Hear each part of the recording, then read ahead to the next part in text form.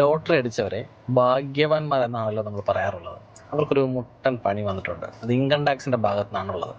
കഴിഞ്ഞ കുറച്ച് വർഷങ്ങളായി ലോട്ടറി അടിച്ച പലർക്കും ഇപ്പം നിലവിൽ നോട്ടീസ് വന്നിട്ടുണ്ട്.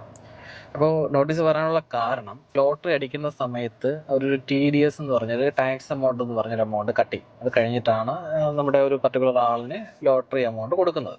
പക്ഷേ ആ എമൗണ്ട് മതിയാകില്ല ടാക്സ് അടയ്ക്കാൻ വേണ്ടി.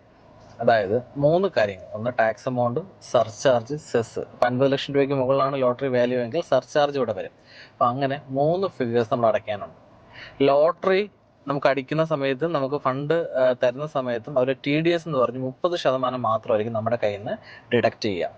ബാലൻസ് എമൗണ്ട്, സർചാർജും സെസ് എമൗണ്ടും നമ്മൾ അത് ആ വർഷം തന്നെ അടച്ച് ഇൻകം ടാക്സ് റിട്ടേൺ ഫയൽ ചെയ്യേണ്ടതാണ്. ഇപ്പോൾ പല ആളുകളും അത് ചെയ്തിട്ടില്ല.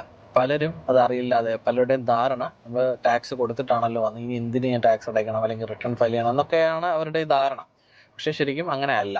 ഇപ്പോൾ ഈ ബാലൻസ് എമൗണ്ട് നമ്മൾ അടയ്ക്കേണ്ടി വരുന്നതാണ്. ഉദാഹരണത്തിന് 1 കോടി രൂപ ലോട്ടറി അടിച്ചൊരു വ്യക്തി ആ പർട്ടിക്കുലർ ഇയറിലാണെങ്കിൽ ഏകദേശം 4 ലക്ഷം രൂപയോളം സർചാർജും സെസ്സുമായിട്ട് അടയ്ക്കേണ്ടി വരും. ഇപ്പോൾ 30% ഓൾറെഡി അയാളുടെ കയ്യിൽ നിന്ന് ഡിഡക്ട് ചെയ്തിട്ടുണ്ടാവും. അതിന് പുറമെ 4 ലക്ഷം രൂപയോളം അധികം അടയ്ക്കേണ്ടി വരും.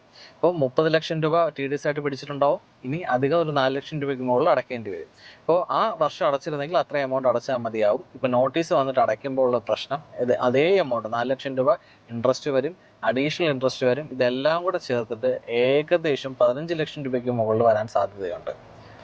ലോട്ടറി എടുക്കൽ പതിവായിട്ടുള്ള അല്ലെങ്കിൽ ലോട്ടറി അടിച്ചിട്ടുള്ള നിങ്ങളുടെ സുഹൃത്തിനെ മെൻഷൻ ചെയ്യുക, അവർക്കിതൊന്ന് അയച്ചു കൊടുക്കുക. ഇപ്പോൾ ഉടനെ തന്നെ നിങ്ങൾ അങ്ങനെ ഉണ്ടെങ്കിൽ ടാക്സ് ലയബിലിറ്റി അടച്ചു തീർക്കുന്നതായിരിക്കും നല്ലത്. ഇല്ല എങ്കിൽ റവന്യൂ റിക്കവറി വരെയുള്ള ഡേഞ്ചറസ് ആയിട്ടുള്ള കാര്യങ്ങൾ നിങ്ങളുടെ അസറ്റിൻ്റെ മുകളിൽ ഉണ്ടാകാം.